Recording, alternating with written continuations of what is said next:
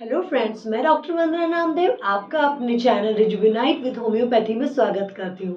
दोस्तों, आज मैं आपके लिए अपनी सीरीज का सेकंड पार्ट लेकर आई हूँ। मेरी सीरीज का नाम है बिफोर स्टेपिंग इन जीरियाट्रिक्स। तो अगर अभी तक आपने सब्सक्राइब नहीं किया है तो जल्दी से सब्सक्राइब करिए and watch my next episode. मेरी सीरीज का अगला टॉपिक है बीपीएच यानी कि benign prostate hyperplasia, prostate enlargement, prostate का बढ़ जाना। इसे कई नामों से जाना जाता है। ये ओल्ड एज के मेंस में होने वाली बहुत ही कॉमन समस्या है। 40 की उम्र के बाद धीरे धीरे करके ग्रेजुअली ये शरीर में इंटर करने लग जाती है। हाँ, क्योंकि 40 के बाद हमारे शरीर का टेस्टोस्टेरोन हार्मोन का लेवल डिक्रीज होने लगता है। उसके रिप्लेसमेंट में एंड्रोजन शरीर में इंटर कर जाता है, जिसकी वजह से प्रोस्टेट ग्लैंड के टिश्यूज बढ़ने लगते हैं और प्रोस्टेट ग्लैंड साइज में बड़ी हो जाती है।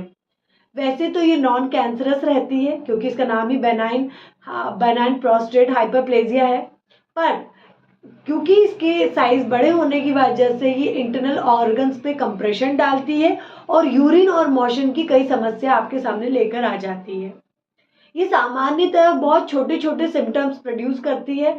अगर हम बहुत इनिशियल में इन सिम्टम्स को पहचान लें और इन सिम्टम्स की सही डायग्नोसिस करें या अपने डाइट और एक्सरसाइज को मैनेज करके रखें तो बीपीएच जैसी बड़ी समस्या जो आगे चल के सर्जरी में भी जा सकती है, उससे निजात पाई जा सकती है अगर हमारी डाइट, हमारी मैनेजमेंट हम रेगुलेट करते हैं और कुछ होम्योपैथी का सहारा लेते हैं। तो फ्रेंड्स, बीपीएच जैसी समस्या भी बहुत आसानी से हमारे शरीर से दूर हो सकती है।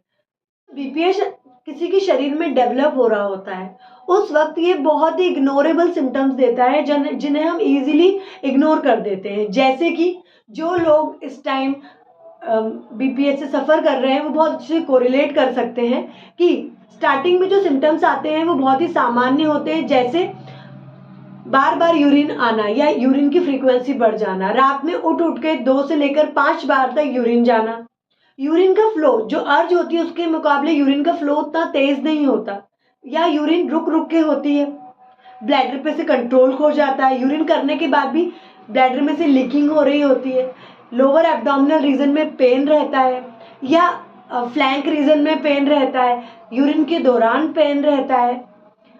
ऐसे कई सिम्टम्स आते हैं जिन्हें हम इग्नोर कर देते हैं।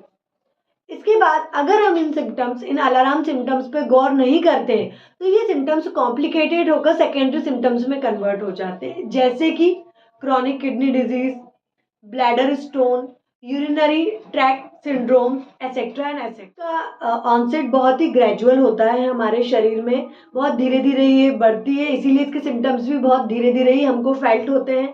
देन अगर हम इसकी कॉज की बात करें तो इसका बेसिकली कॉज जो होता है वो हार्मोनल होता है।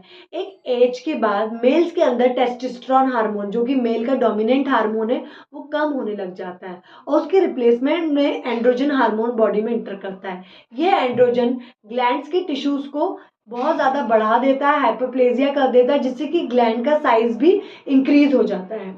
एज की समस्या शरीर में आ चुकी है या आने का खतरा है तो हम छोटे छोटे अपने लाइफ स्टाइल में अगर मॉडिफिकेशन करें तो जो सिम्टम्स अभी शरीर में चल रहे हैं वो और जो कंडीशंस आने वाली है वो, उन दोनों से ही हम निजात पा सकते हैं। ये कुछ छोटी छोटी सी ट्रिप्स एंड ट्रिक्स हैं जो मैं आपको बताती हूँ, आप इसे करिए, ये बहुत ही कारगर है। जैसे कि चेक फॉर द वाटर। पानी हमारे शरीर का बहुत इंपॉर्टेंट पोर्शन है, ये हम सब जानते हैं। 75% हमारा शरीर पानी से बना है। पानी कंज्यूम करना भी बहुत ज़रूरी है, लेकिन पानी किस डिजीज़ में किस तरीके से कंज्यूम करना है ये आपको पता होना चाहिए।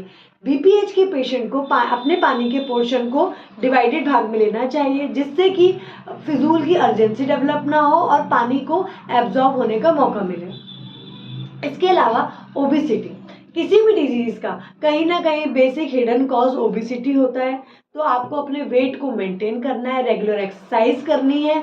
अगर आप एक्सरसाइज नहीं कर सकते तो 30 मिनट का ब्रिस्क वॉक करिए, रनिंग करिए, स्विमिंग करिए, बाईसाइकिलिंग करिए, लेकिन बॉडी को एक्टिव रखिए। बीपीएच में कहीं ना कहीं एक रोल हमारा डाइट भी प्ले करता है। जो लोग एनिमल प्रोटीन ज़्यादा लेते हैं या बीफ ज़्यादा लेते हैं या एक एज के बाद भी स्विच नहीं करते अपनी डाइट को, नॉन वेज पे ही स्ट्रिक्ट डाइट रखते हैं, ऐसे लोगों में एनिमल फैट, एनिमल प्रोटीन बहुत ज़्यादा बढ़ जाता है, जो भी कहीं ना कहीं बीपीएच के लिए कारगर होता है। अगर हम रिस्क फैक्टर की बात करें तो कई ऐसे रिस्क फैक्टर्स हैं जो अगर हमने अभी भी अपनी लाइफ में बनाए हुए हैं, कंटिन्यूअस कर रहे हैं, तो वो बीपीएच के लिए बिल्कुल सीधा निमंत्रण है। जैसे कि obesity, familial history, type 2 diabetes mellitus या लैक ऑफ एक्टिविटी। हाँ दोस्तों, ये सबसे बड़ा कॉज है, लैक ऑफ फिजिकल एक्टिविटी और लैक ऑफ सेक्सुअल एक्टिविटी।